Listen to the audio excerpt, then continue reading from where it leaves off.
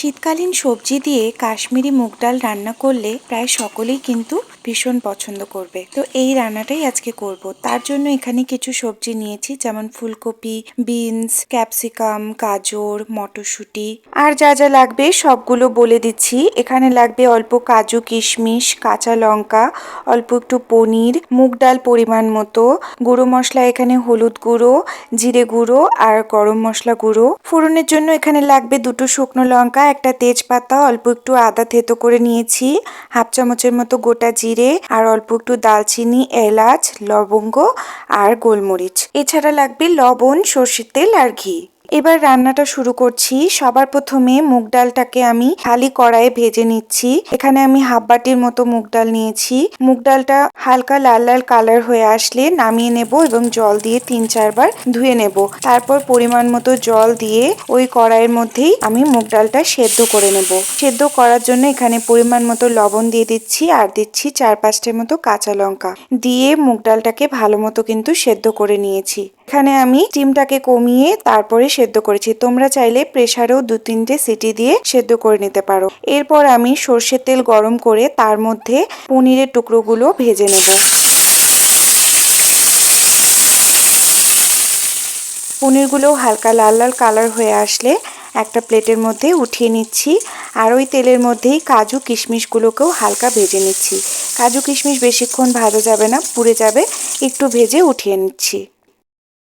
এবার বাকি সবজিগুলো ভেজে নিচ্ছি। এখানে ফুলকপিগুলোকে আমি হালকা জলে সেদ্ধ করে নিয়ে উঠিয়ে নিয়েছিলাম। আর এখানে সমস্ত সবজি দিয়ে দিলাম, দিয়ে ভেজে নেব।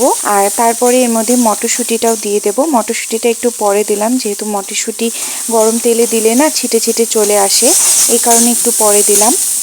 দেওয়ার পরে হালকা ভাজা হয়ে গেলে এর মধ্যে সামান্য একটুখানি আমি ঘি দিয়ে দিচ্ছি। যেহেতু তেলের পরিমাণটা কম দিয়েছিলাম, এই কারণে আর একটু ঘি দিয়ে দিলাম, এতে গন্ধটা খুব ভালো আসে। এবার হালকা ভাজা ভাজা হয়ে গেলে এর মধ্যে পরিমাণ মতো লবণ দিয়ে দিচ্ছি, আবারও এটাকে ভেজে নিচ্ছি। এবার এখানে ফোড়নের যে মশলাগুলো সেগুলো দিয়ে দিলাম, এগুলোও কিন্তু ভাজা হয়ে যাবে সবজিগুলোর সাথে সাথেই। তো তোমরা চাইলে আগেও দিতে পারো, কিন্তু পুড়ে যায় অ্যাকচুয়ালি, এই কারণে একটু পরে দিলাম। আর এখানে গুঁড়ো মশলা দিয়ে দিচ্ছি, হলুদ গুঁড়ো, জিরে গুঁড়ো আর গরম মশলা গুঁড়ো। এখানে হলুদ গুঁড়ো 1 চামচ দিয়েছি আর গরম মশলা গুঁড়ো, জিরে গুঁড়ো হাফ চামচ দিয়েছি। এবার আমি এর মধ্যে পরিমাণ মতো জল দিয়ে দিচ্ছি একটুখানি, দিয়ে আবারও এটাকে মিশিয়ে নিচ্ছি, এতে করে মশলাগুলো পুড়ে যাবে না। তো যখন পুরো জলটা শুকিয়ে আসবে তখন এর মধ্যে কাজু কিশমিশ আর পনিরগুলোও দিয়ে দিচ্ছি, দিয়ে আবারও মিশিয়ে নিচ্ছি। সবজিগুলো সেদ্ধ না হওয়া পর্যন্ত এটাকে ভাজতে হবে। সামান্য একটু করে জল দিয়ে দেব, এতে করে নিচে লেগে যাবে না কড়াইয়ে। তো অনেকক্ষণ পরে আমার সবজিগুলো প্রায় সেদ্ধ হয়ে গেছে। ঢেকে দিলে আরও তাড়াতাড়ি সেদ্ধ হতো। তো অনেকটাই সেদ্ধ হয়ে পুরো জলটা শুকিয়ে গেছে। এখন সেদ্ধ করে রাখা ডালটা দিয়ে দিচ্ছি।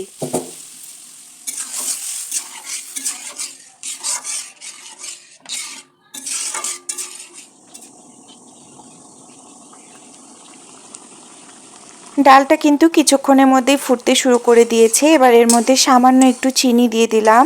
এটা পুরোটাই অপশনাল, তোমরা চাইলে দিতেও পারো আবার নাও দিতে পারো, দিলে একটু স্বাদটা বেশি ভালো হয়। তো আমি সামান্য একটু দিলাম।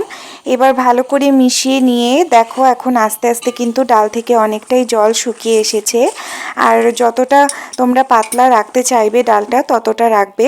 আমি এরকম রেখেছি। এবার ডালটা হয়ে গেছে, গ্যাসের ফ্লেমটা অফ করে আমি ডালটা নামিয়ে নিচ্ছি। এই ডালটা গরম ভাতের সাথে খেতে ভীষণ ভালো হয়। বিয়ে বাড়ি এবং অনুষ্ঠান বাড়িতে এই ডালটা খুব বেশি রান্না করা হয় আর সবাই খেতে ভালোবাসে। এই রেসিপিটি ফলো করে তোমরা বাড়িতে রান্না করে দেখো, আশা করি ভালো লাগবে। যদি ভালো লাগে তাহলে অবশ্যই ভিডিওটি লাইক শেয়ার করে দিও, আর যারা আমার চ্যানেলে নতুন তারা অবশ্যই চ্যানেলটিকে সাবস্ক্রাইব করে দিও। দেখা হচ্ছে পরের ভিডিওতে। আজকের মতো টাটা, বাই বাই।